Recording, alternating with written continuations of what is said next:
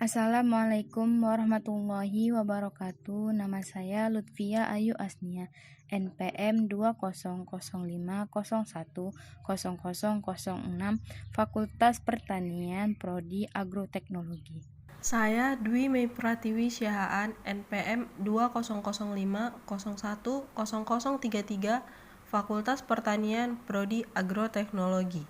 Perkenalkan, nama saya Herlia Susanti Baru Hasibuan, NPM 20050010002, Fakultas Pertanian, Prodi Agroteknologi. Perkenalkan, nama saya Nur Cindy Antika, NPM 20050010014, Fakultas Pertanian, jurusan Agroteknologi.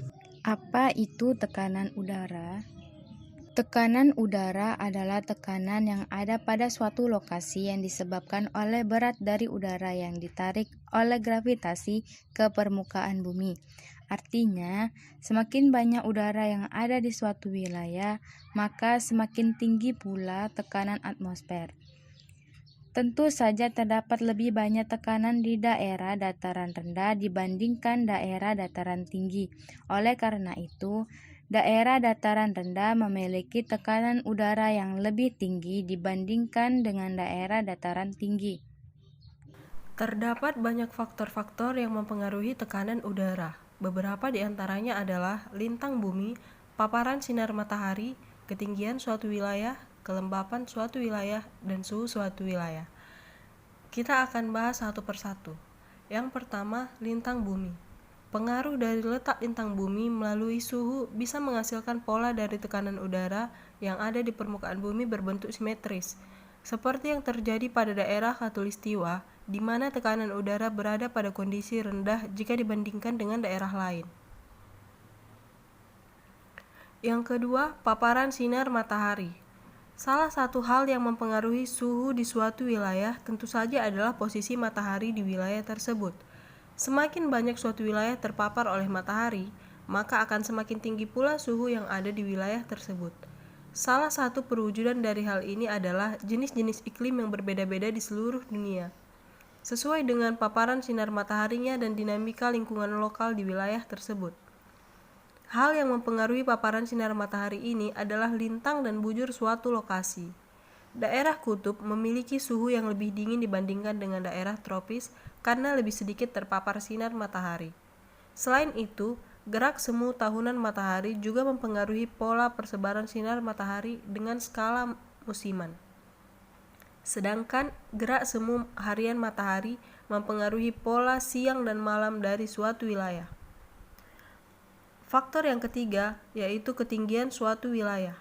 Salah satu hukum dasar dari tekanan udara adalah semakin tinggi lokasi suatu wilayah, semakin rendah pula tekanan udaranya. Artinya, tekanan udara ini berbanding terbalik dengan ketinggian suatu wilayah. Mayoritas udara berada di lapisan terbawah atmosfer dengan ketinggian sekitar 8 km.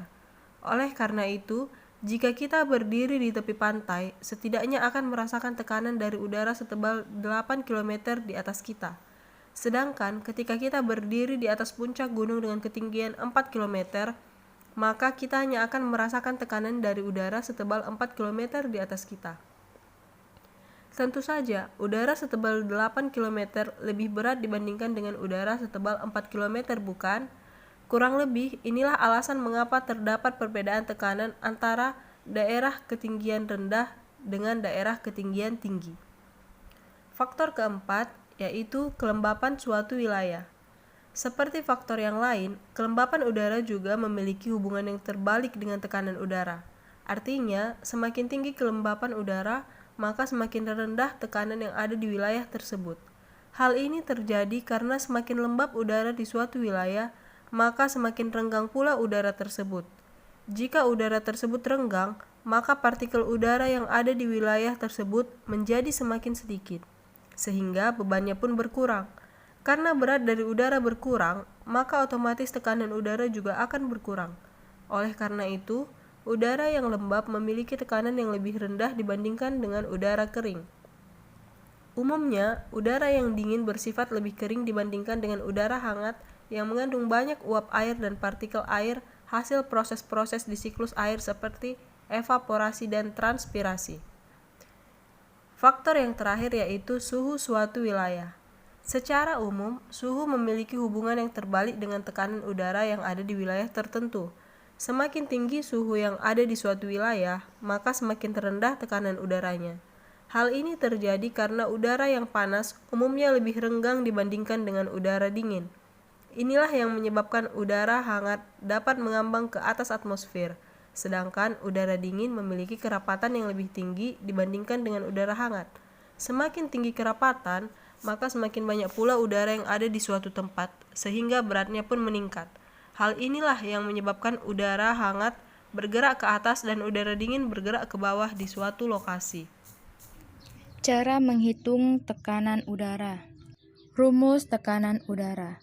Untuk menghitung tekanan udara di suatu lokasi, kita dapat menggunakan rumus sebagai berikut untuk menghitung tekanan atmosfer di suatu lokasi dengan satuan ukur HPA atau hektopascal.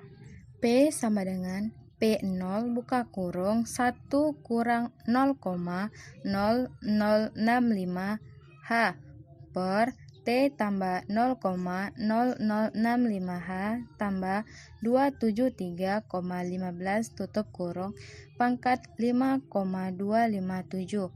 Keterangannya, P untuk tekanan yang ingin dicari dalam HPA, P0 tekanan awal umumnya di permukaan laut, T untuk temperatur dalam Celcius, H untuk ketinggian suatu lokasi. Contoh soal.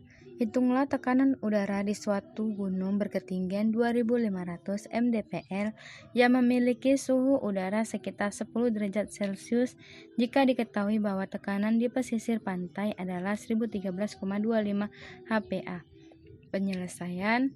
Turunkan rumus, masukkan soal ke dalam rumus sama dengan 1013,25 dalam kurung 0,945724783 pangkat 5,257 sama dengan 1013,25 dalam kurung 0,745753664 sama dengan 755,6349 HPA. Satuan ukur tekanan udara. Secara umum, terdapat 4 satuan ukur yang sangat sering digunakan dalam menentukan dan menyatakan tekanan udara di suatu lokasi. Keempat standar ukur ini adalah Pascal, mmHg, bar, dan atmosfer. Yang pertama, Pascal. Pascal merupakan satu satuan ukur tekanan udara yang paling sering digunakan. Umumnya, satuan Pascal yang sering digunakan adalah HPA atau hektopascal dan KPA atau kilopascal. Pascal sendiri dinamakan berdasarkan pencetusnya, yaitu Blaise Pascal, yang menyatakan bahwa 1 Pascal adalah 1 Newton per meter persegi. Umumnya, meteorologis menggunakan HPA dalam mengukur tekanan atmosfer di suatu wilayah. Yang kedua, mmHg. 1 mm merkuri atau air raksa atau lebih dikenal sebagai mmHg adalah salah satu satuan hitung tekanan udara yang paling sering digunakan. Hal ini terjadi karena barometer pada zaman dahulu semuanya menggunakan tabung merkuri untuk mengukur tekanan atmosfer di suatu lokasi. 1 mm merkuri ini setara dengan sekitar 133 Pascal, sehingga tekanan di permukaan air laut adalah 760 mmHg atau sekitar 1013,25 HPA. Yang ketiga, bar. Bar adalah salah satu satuan ukur tekanan atmosfer yang diciptakan oleh Wilhelm Bezersness, seorang meteorologis dari Norwegia. Satuan ini tidak masuk ke dalam SI atau standar internasional yang digunakan secara global oleh ilmuwan di seluruh dunia. Namun masih banyak ilmuwan yang menggunakan standar ini. 1 bar setara dengan 100 kPa atau 100.000 Pascal karena ukurannya yang sangat besar. Umumnya dalam mengukur tekanan atmosfer, satuan yang digunakan adalah milibar atau MB. Yang keempat, atmosfer. Pengertian dari atmosfer atau ATM adalah satuan hitung yang setara dengan tekanan udara pada pesisir pantai atau ketinggian 0 meter dengan suhu 15 derajat Celcius. 1 atmosfer setara dengan 1,013 milibar, 760 mmHg atau 1001 325 Pascal atau 1013,25 HPA. Alat ukur tekanan udara. Itu barometer air raksa. Dahulu, barometer menggunakan tabung-tabung air raksa yang bergerak-gerak seiring dengan berubahnya tekanan udara di suatu lokasi. Barometer seperti ini digunakan oleh Ritchey dan menjadi salah satu barometer pertama yang ada. Barometer inilah yang mendorong adanya satuan ukur mmHg untuk memudahkan dalam menghitung perubahan ketinggian bejana air raksa yang berubah seiring dengan perubahan tekanan atmosfer. 2. Barometer air. Barometer air atau yang biasa disebut dengan termometer geothi ini digunakan untuk menentukan tekanan udara pada air. Cara kerja dari barometer ini yakni pada cerat kaca yang terangkai dengan wadah akan terisi air karena di dalam wadah kacanya sudah terisi sebagian oleh air. Bila tekanan udara meleleh, air di dalam cerat akan naik sampai melebihi permukaan wadah. Namun, bila air turun, menunjukkan tekanan atmosfer juga turun. 3. Barometer aneroid. Barometer aneroid diciptakan pada tahun 1843. Barometer aneroid yang memanfaatkan tabung-tabung vakum yang memiliki tekanan sangat rendah. Ketika tekanan udara berubah di suatu wilayah, maka tabung-tabung tersebut akan memulai seiring dengan perubahan tekanannya. Perubahan ukuran inilah yang akan dihitung dan diinferensikan untuk mengetahui nilai tekanan atmosfer di suatu wilayah. Umumnya barometer ini berbentuk lingkaran-lingkaran yang memiliki jarum petunjuk tekanan atmosfer di suatu wilayah. 4. Barograf. Barograf adalah jenis barometer yang serupa dengan aneroid, yaitu bisa membaca tekanan udara dari ruang atau wadah yang kosong. Tetapi perbedaannya, barograf tidak hanya bisa membaca tetapi juga merekamnya dengan proses perekaman yang singkat. Barometer ini terbuat dari logam berbentuk silinder yang di sampingnya terdapat lengan pena. Fungsi dari logam tersebut adalah untuk membaca tekanan udara, sedangkan lengan pena berfungsi sebagai pencatat perubahan tekanan ke atas kertas. 5. Barometer MEMS. Barometer Micro Electro-Mechanical System atau MEMS adalah barometer digital baru yang memiliki stasiun cuaca mini di dalamnya. Barometer seperti ini dibuat menggunakan proses photomachining atau fotolithografi. Barometer seperti ini dapat ditemukan di smartwatch dan smartphone yang digunakan setiap hari. Terutama di gadget tersebut memiliki fitur pengukuran ketinggian, suhu, dan tekanan udara yang relatif akurat.